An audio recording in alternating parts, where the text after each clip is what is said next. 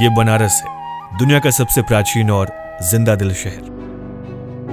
यहां शैव भी हैं और वैष्णव भी, सिद्ध भी और बौद्ध भी, कबीर भी और नाथ भी, लेकिन इन सब के साथ ही यहां रैदासी भी है।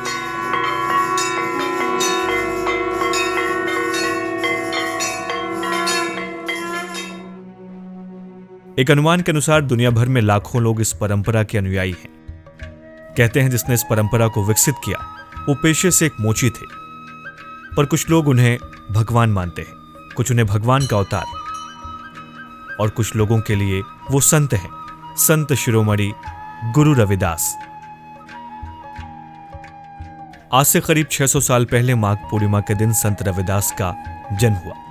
वो संत जिन्होंने दुनिया को धर्म का असली मतलब बताया, और वो संत जिन्होंने हम इंसानों के लिए समतावादी लड़ाइयां लड़ी।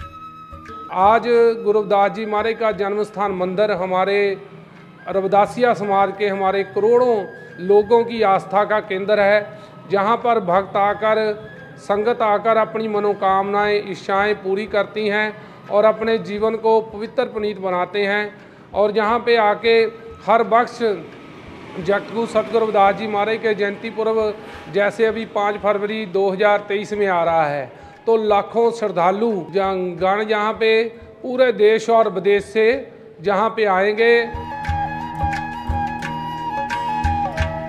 हर साल माघ पूर्णिमा के दिन संत शिरोमणि गुरु रविदास के जन्मदिन पर लाखों भक्त बनारस पहुंचते हैं, और इन सब की इच्छा एक ही होती है, महान संत रविदास के बताए मार्गों का अनुसरण करना। मलन पई मत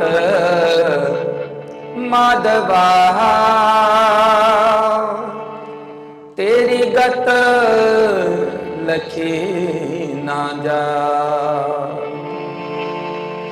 मलन पई मत माधवा काशी ढिग माडुर स्थाना, शूद्र वर्ण करत गुजराना, माडुर नगर में लीन अवतारा, रविदास शुभ नाम हमारा। इससे बात साफ होती है कि संत रविदास का जन्म बनारस के मंडुआडीह, जिसे तब मंडूर या माडुर कहते थे, यहीं पर हुआ। यहां चर्मकारों की घनी बस्ती हुआ करती थी।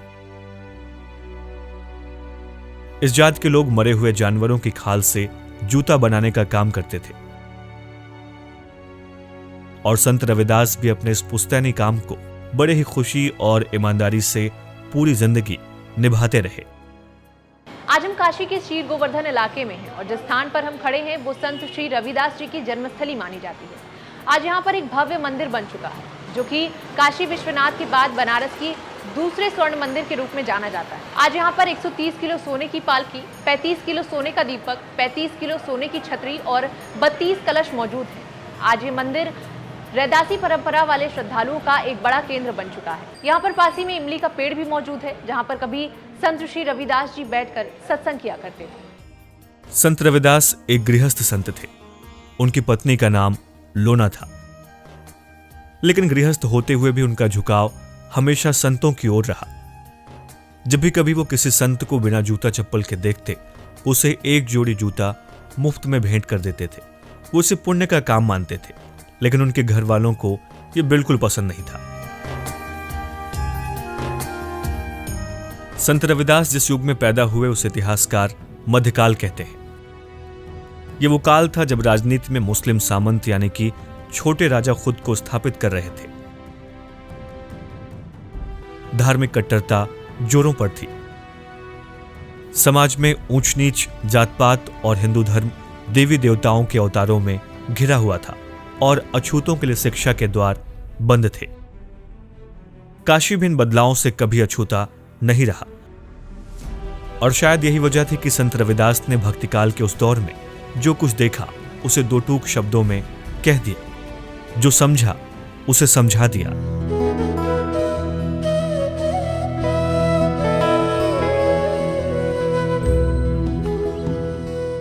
रविदास जन्म के कारण होत न कोई नीच, नर को कर नीच डारी है, ओछे कर्म की कीच। यानी मनुष्य जन्म के आधार पर नीच नहीं होता, बल्कि मनुष्य को नीच उसका ओछा व्यवहार बनाता है। या फिर यह कि रविदास ब्राह्मण मत पूजिए, जाऊ होवे गुणहीन, पूजे ही चरण चांडाल के, जाऊ होवे गुण प्रवीण। यानी किसी गुणविहीन ब्राह्मण की पूजा मत करो। यदि कोई चांडाल गुणों से भरपूर है तो उसके चरणों की पूजा करनी चाहिए।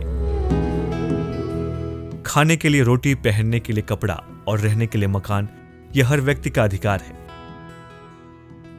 लेकिन यह समस्या तब भी उतनी ही थी जितनी कि आज है। लेकिन रविदास का लोकतांत्रिक दृष्टिकोण इतना साफ था कि वो कहते हैं, ऐसा चाहूं राज में जहां मिले सबन को अन्न, छोटो बड़ो सब संबसें, रविदास रहें प्रसन्न। यानी मैं एक ऐसा राज चाहता हूं जहां सभी को अन्न मिले और हर कोई एक समान होकर रहे।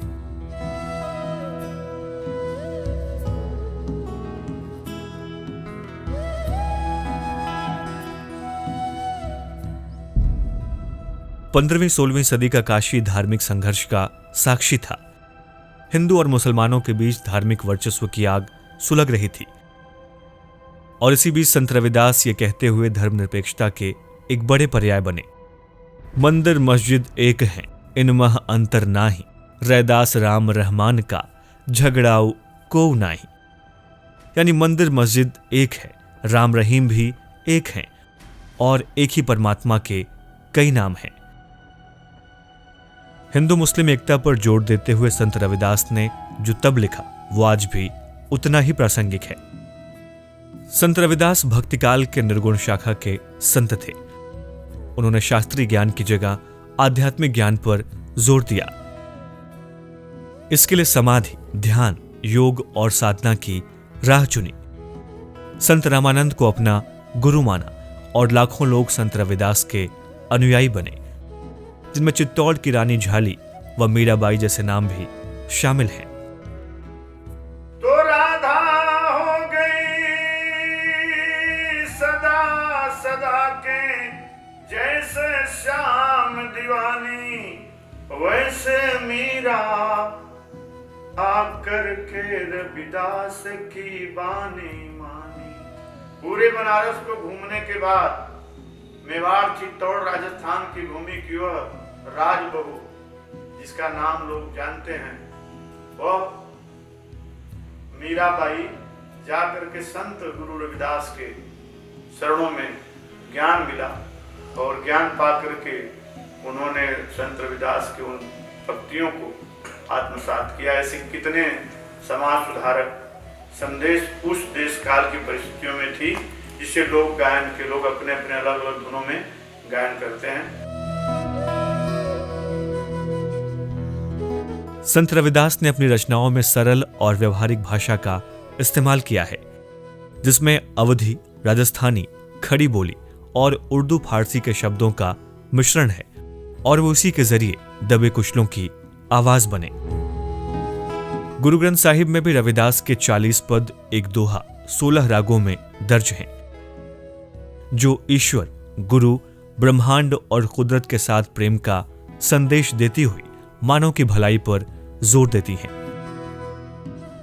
मलन पई मत माधवा, तेरी गत लखी ना जा। मलन पई मत माधवा, तेरी गत लखी ना जा। करो कृपा परम चुकई, मैं सुमत देहो समझाए।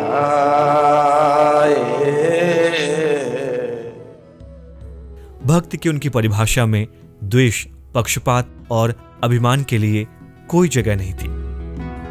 जगह थी तो सिर्फ प्रेम के लिए, समर्पण के लिए, सेवा के लिए, कड़ी मेहनत के लिए, और उनके इसी गुण ने उन्हें एक महान संत बनाया।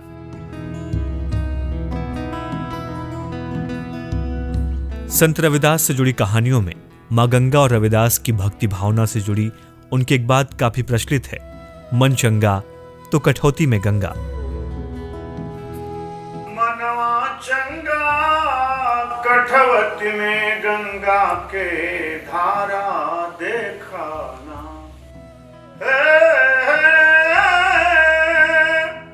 धारा देखाना हो सवरिया, धारा देखाना मनवा चंगा, कठवती में गंगा के धारा देखना।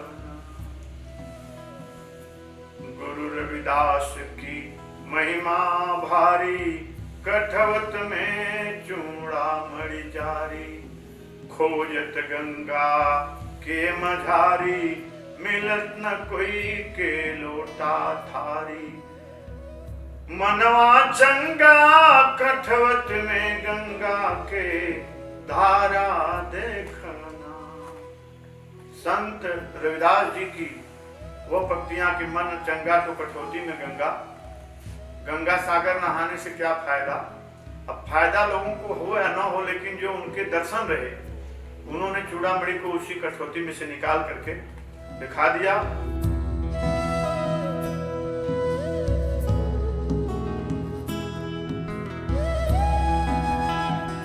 ऐसे उपदेश देने वाले संत रविदास असल मायनों में एक कर्मयोगी संत थे, जिन्होंने जीवन भर सामाजिक सद्भाव और भाईचारे के सिद्धांतों को बढ़ावा देने के लिए काम किया। आज संत रविदास के सैकड़ों मंदिर देश भर में मौजूद हैं, लेकिन उनके जन्म स्थान वाराणसी से उनके जुड़ाव को देखते हुए सरकार लगातार काम कर रही है। सभी भक्तजन पहले चरण में लगभग 50 करोड़ रुपए की लागत से विस्तारीकरण और सुंदरीकरण की योजना बनाई गई है।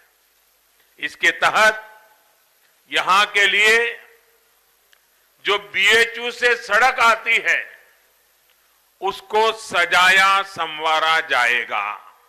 12 किलोमीटर का एक और रास्ता बनेगा। गुरु रविदास जी की कांस्य की प्रतिमा बनेगी। एक पार्क का निर्माण होगा, कम्युनिटी हॉल बनेगा और दूसरी जन सुविधाओं का निर्माण भी होगा। यानी इस प्रोजेक्ट के पूरा होने के बाद आपको और यहां आने वाले लाखों श्रद्धालुओं को एक प्रकार से सारी सुविधाएं एक ही जगह पर मिल जाएगी। साथियों, संत रविदास जी की जन्मस्थली करोड़ों लोगों के लिए आस्था और श्रद्धा का स्थल तो है ही, और यहाँ के सांसद के नाते, आपके प्रतिनिधित्व के नाते मेरा ये सौभाग्य है कि इस पवित्र धरती की सेवा करने का कुछ मुझे भी सौभाग्य मिला है। भारत के सामाजिक जीवन को दिशा देने और प्रेरित करने वाली ये भूमि है। संत रविदास जी के विचारों का विस्तार असीम है। उन्होंने जो दर्शन दिया है वही सही जीवन जीने का रास्ता, और वह भी बहुत सरल तरीके से दिखाता है।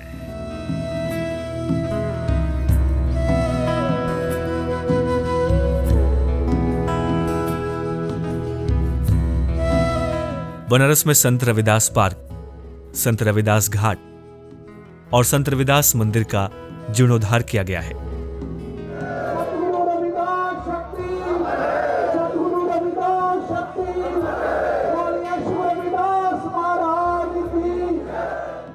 संत रविदास ने सदियों पहले समानता, सद्भावना और कल्याण के जो संदेश दिए, वे देशवासियों को युगों युगों तक प्रेरित करते रहेंगे।